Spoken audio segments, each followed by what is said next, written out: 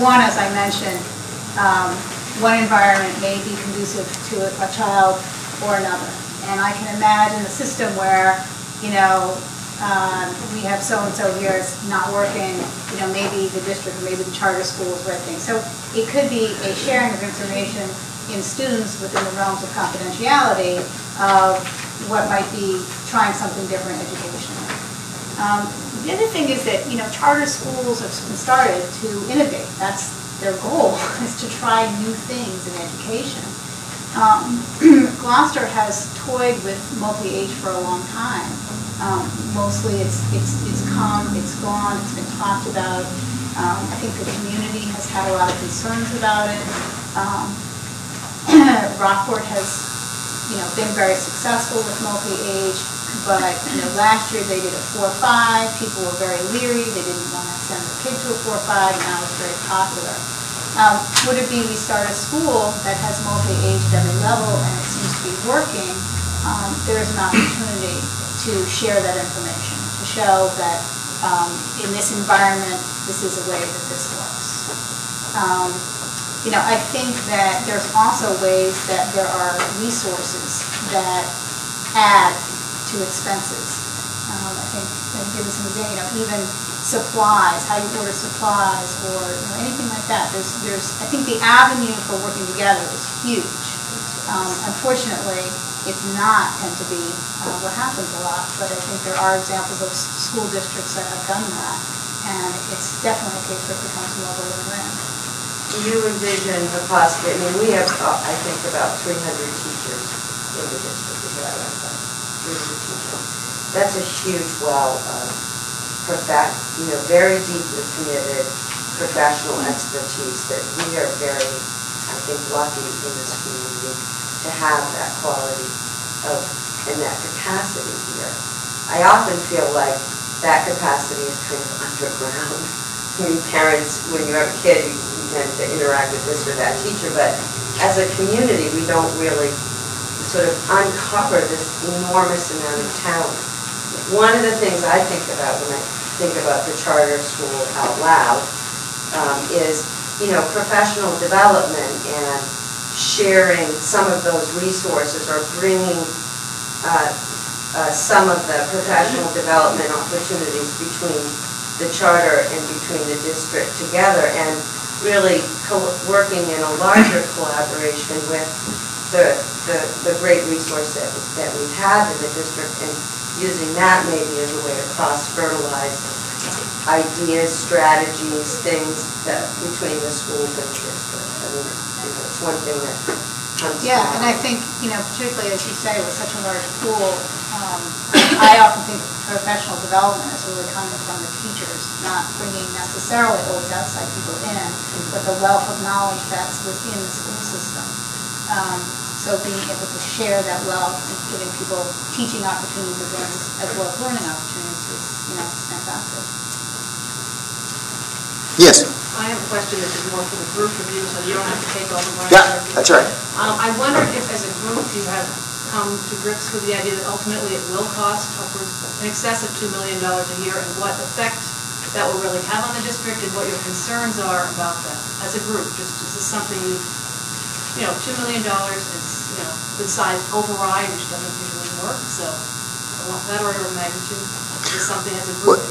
Well, yeah, we talked about it a lot, and it was one of my concerns before I, you know, got involved. And the real answer here is, it's not a cost; it's a shift. And there's plenty of time. There are 4 years, and also 240 fewer students. And I know that, you know, you take 240 students out at a little bit here, a little bit there, a little bit there. Maybe it doesn't reduce the actual costs of the district by all that, by the same amount of money. On the other hand, we need a new school. It's overcrowded, and it's going to be more overcrowded when hundreds of more kids move here. So we are looking at a shift of money from here to there to pay for the education of the students that go with that money, and rightly so. It's the most democratic process you could possibly imagine. The money goes with the kid. If you now choice out and go to Rockport, money goes to Rockport. Not as much, but a lot. If you choice out and go to the Voc, twice as much goes there. So you've got lots of opportunities for savings that will accrue as a result of the 4 years that we have, the 240 fewer students, and the work that we can do together. It's really about working together to come up with ways, and I believe after my conversations with Greg Verga and Val Gilman, that we can work with the school committee to come up with how do we do this so that everybody benefits. Everybody. And if, for example, if it turns out that, hopefully it won't take the 9 years it took in Newburyport, but the Newburyport School Committee is perfectly happy now with the charter school.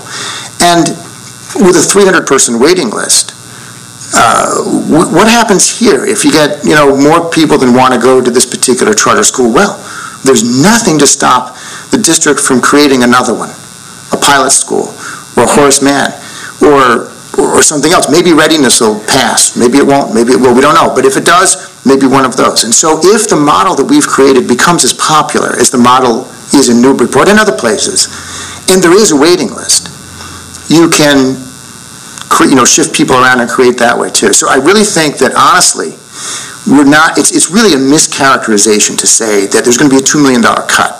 No, actually, there's going to be $3 million extra in the first 3 years. And then $2 million is going to shift. And people who have control over that money now are going to lose that control, and it's going to go to a different group of people. But it's still, that $2 million, roughly, is still going to go to educating the children that those $2 million are basically designated to educate. And that's what's really going to happen. I think also, just to add to that, of course, I don't think anybody would be involved in charter school without thinking about money. Right? It's at the basis of our whole thing.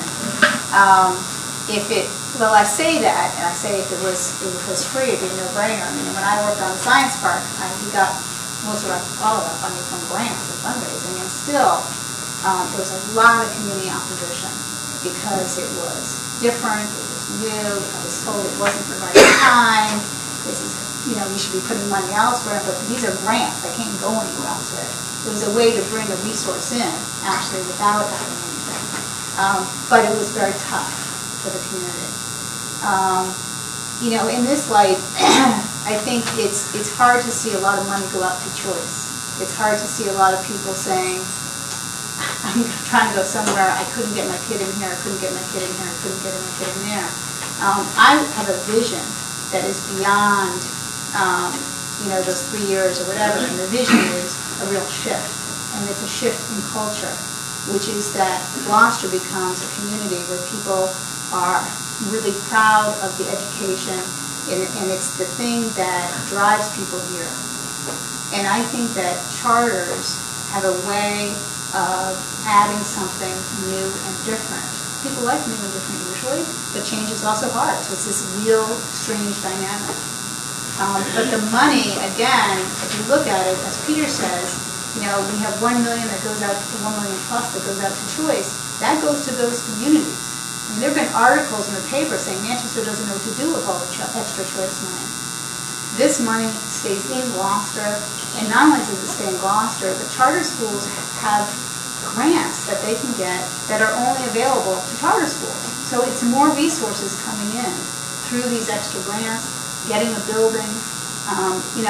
I think there's a lot of positive. People say, but you're taking $2 million from all these other kids. And I've been told I'll destroy the art program in the district, but you'll be having this great arts integration program here in the charter school. And money, the way money is split up, is all by choice, right? And when kids leave and the money goes with them, you adjust, and there's 4 years to do it, so that it makes sense and it works out. And will teachers be cut? I would think so, because you're moving I would hope so, you're moving 240 kids out. You're going to have to cut teachers. But the charter schools can be hiring teachers. And they're being hiring teachers that want to work with this mission and this vision. And that creates a very cohesive kind of unit and community that I think can be a real model for change. And that's the other piece, is that historically, if you look at the history of education, very little reform has sustained. You have pockets, they come, they go, but it's